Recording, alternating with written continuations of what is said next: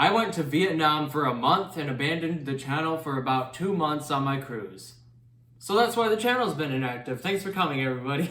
Now obviously I'm going to spill a few more details than that. I have a few clips of when I was in Vietnam. Now initially my plan when I was going to Vietnam was that I was going to bring one of my family members here to live in my house and take care of my fish tanks while I was gone. And then while in Vietnam, I was going to upload a series of like 2 or 3 videos where I was gonna tour around aquariums of Vietnam, or I was gonna go to like zoos or something that had fish tanks or just giant aquariums in them. But those plans kind of fell through. See, the Vietnamese, they live a very minimalist lifestyle, and that comes true even for the fish tanks. Now I'm gonna show a couple of photos and videos here of what I'm talking about. These might be a little sensitive to people who care about this space that fish are in, so just a little forewarning, feel free to skip ahead to the time on screen. But so these are the kind of conditions that the people in Vietnam, at least in the Tra Vinh province, tend to keep their fish in. Now obviously it's not the most recommended, you know, space. I mean, clearly there's room for maybe like 5 more gallons here, or maybe there could be like, you know, 10 or so less fish here. I'm sure there's an outlier somewhere out there that somebody keeps, you know, a very nice tank, but I never found one. So I'm not saying that this is all Vietnam, but it's just the ones that I came across. So that kind of foiled my plans for having a little foreign excursion. And that's also why I haven't uploaded on the channel for a couple of months, so I do apologize for that.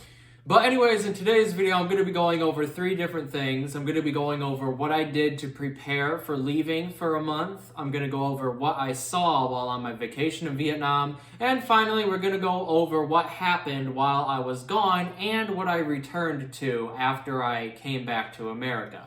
So with all that being said, let's jump right into my preparations for leaving for Vietnam, and that was contacting my niece. So my niece is 21, she's a lovely young woman, she's never moved out of her parents' house, so I figured it would be a really great idea for her to live in our house while we're gone and house sit for us. We ended up having her stay with us for like the night before just to teach her all the ropes and everything.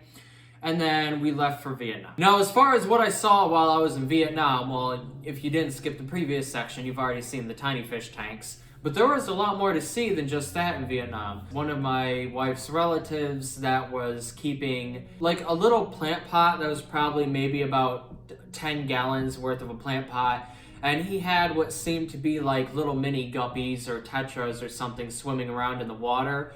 Now, I couldn't really identify what exactly these fish were. I even tried scooping one up with my hand and identifying it while it was in my hand, but I still couldn't identify it. So if any of you guys have an idea on what this fish actually could be, let me know in the comments below. A couple of other swarms of fish that I actually found was when I was out in another house and they had a backyard river area. Now, if you've ever been to a third world country, almost every single river system looks brown. That's not going to be surprising if you've ever been to any of these countries. But what was surprising to me was seeing all the little fish swimming on the water surface. Now, I think what was actually really cool to me is the fact that this was just a giant school of like wild tetras just living their best life out here in the rivers of Vietnam. I also don't really have any pictures of this, but there were also like some wild gouramis and wild betas swimming around in there too. Now, they're not like the shiny, colorful gouramis that we see here in the pet stores around America, but they were brown or black or something, and like the same colors that you would see like wild fish here in America. There was also another time that we went to a really, really beautiful pond area that was outside of a temple. And this pond in particular had a giant metal lotus in the center of it, and inside of the pond was actually a boatload of koi and goldfish. Now, initially we had only seen 2 koi. I'm gonna go ahead and post videos, probably like 2 minutes worth of footage of us feeding the kois and everything. But at first we had only seen like an orange and white koi and then a gold and white koi. We had only seen those 2 and we thought that was it. But then when we went to another corner of the pond, we saw probably well over 100 different goldfish in there. And when we had fish food, we threw in some fish food in there, and the fish went bonkers. I'm talking about an absolute feeding frenzy in there. It was so cool to see. Now, I'm sure there are a couple of other things that I'm forgetting to mention. There was a doctor's office that had a few goldfish in it, and as I said, there were also wild gouramis and tetras and everything, but other than that, I didn't really see too many wild fish, or I didn't have many opportunities to actually go and see too much, which was really disappointing to me, because I was planning on uploading like uncut and raw videos for you guys to see what I was seeing in Vietnam. So a month goes by, and now we're going back to America, and while I was gone, I was making sure that my niece was keeping up to maintenance on the fish tanks. Now, I did send her a very long guide on everything that she needs to do with cleaning the fish tanks, but now was the day of reckoning. Now was the day that we get to go home and see the consequences of what I had done. They were pretty good consequences, I'm not gonna lie. Consequences aren't just a bad thing. So the first thing that I noticed when I stepped through my door is my saltwater tank is absolutely chocked full of red cyanobacteria colonies.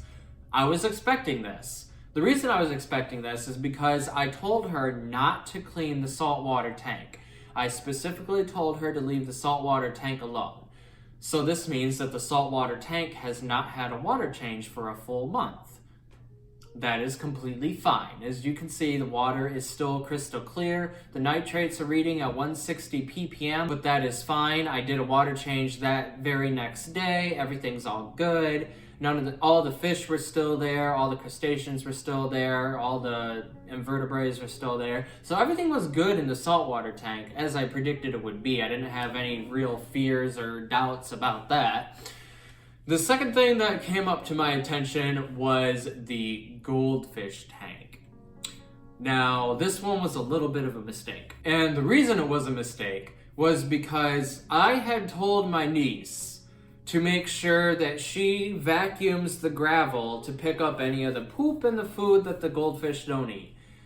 But I forgot to tell her that she should probably also clean the decorations too. So when I got home, I came home and the goldfish tank had seen better days. Now, this isn't entirely her fault. Goldfish are very hard fish to keep clean. It's very, very difficult for you to keep a tank with them clean in it unless you really dedicate yourself to actually cleaning the tank. And this is why I'm such a proponent for saying that goldfish are not friendly for beginner fish keepers. And this is a very good video on why, because you can see how absolutely fried that these decorations were. There's algae all over the walls, and quite frankly, this was going to be the hardest cleanup. Now, I was right, because it ended up taking me almost 4 hours to actually get through all this cleaning. And it was such a long process that that whole afternoon all by itself was just dedicated to getting that tank clean. Now it looks nice and pretty and sparkly now, but you would be hard pressed to have me speaking fairly positively about how the tank was. Now again, that's not any fault to my niece, it's just hard to keep a goldfish tank clean. I'm sorry, it just is, you know? Now the second thing that was pretty noticeable when I came into my goldfish tank was how low the water level was. Now this one was also kind of my fault, but I told her to keep the water level low enough so that it didn't touch the top black frame, but I didn't specify how close it should be. Now, I don't know where the miscommunication lined. I figured that she would look at the saltwater tank as like a general guide to how close it should be. Somewhere along the line, something happened, and there was just, I don't know, okay? But that was a pretty easy fix considering I had to clean the tank anyways. So then we move on to the 10-gallon tank, which the 10-gallon tank looked immaculate. Honestly, this is probably the best.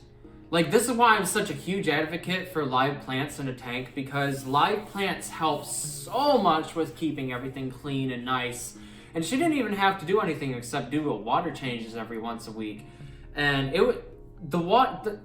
God, I am so freaking happy with how the 10-gallon turned out. It looks like just like the day I left it. It was great. Same thing with the beta tank. I mean, you can see like there's algae on the filter, but other than that, the beta tank looked just like when I left it too. And as a matter of fact, the beta actually seems like he missed me, because when I came up to the tank, the beta immediately swam up to the glass, and it's always really hard to try and get a good shot of him. Also, another thing that I noticed is that if you look very closely, you can actually see that his fins have started to repair themselves. So when we initially bought him, they were pretty torn a little bit, but you can see that there's clear membranes in between the fins that'll probably fill out within the next month. So I'm really excited to show you how he's going to be looking after his fins get better. So overall, how did everything go? Well, for 3 of the 4 tanks, everything went great, immaculate, and perfect. For the goldfish tank, things could have been handled better. But again, goldfish are just impossibly hard to keep clean if you don't know how to keep them clean. So that's not on my niece, that's on me. I probably should have been more specific on how to keep the tank clean. But other than that, 3 out of the 4 tanks looking incredible, I'd say that's a pretty good win. You wanna know what else is a pretty good win? The fact that all of my fish were still alive. Not a single fish died during the entire month that we were gone. Now, if that's not a success story to tell for the ages, I don't know what is. So, what are the overall lessons that we can learn from this little experiment that I did for a month? Well, for one, you're probably better off making sure that you have a family member that you can trust to follow instructions if you give them instructions to take care of your tank. Other than that, everything else went fine. You know, I didn't have any issues. She didn't have any issues. She had a great time having her own place for a month. Overall, everything was just a win-win-win. So, I'm really happy. Everybody else is pretty happy. And yeah, this is just an overall good round trip. I guess I should also probably do a channel update on here. So going forward with the channel, I'm gonna post less personalized videos. Like, not personalized, but like, I'm gonna be posting less videos about like me and my tanks. And I'm probably gonna start up talking more about helpful tips and tricks to the fish keeping hobby, explaining things simply, doing tutorials. You know, I'm going to be trying to get my name out there and get more into the game of fish keeping, because right now I have just a small audience of like 10 or 11 subscribers, okay? If you're watching this way in the future and I have like 50 million subscribers, well, congratulations on finding this video. But for the most part, I'm just going to focus on growing the channel. I'm going to focus on actually making useful content for you, the viewer, because most people don't care about me, most people don't know who I am, and most people only come here for the fish keeping content. So that's what I'm going to focus on for the 2023 content stream. And yeah, that's pretty much it. So thanks for stopping by. Don't forget to leave a like, subscribe to the channel if you're brand new around here. Leave a comment down below if you have any questions about my trip or any further questions about leaving or setting things up or anything at all. Leave them below, and I look forward to seeing you guys in future videos. Happy 2023.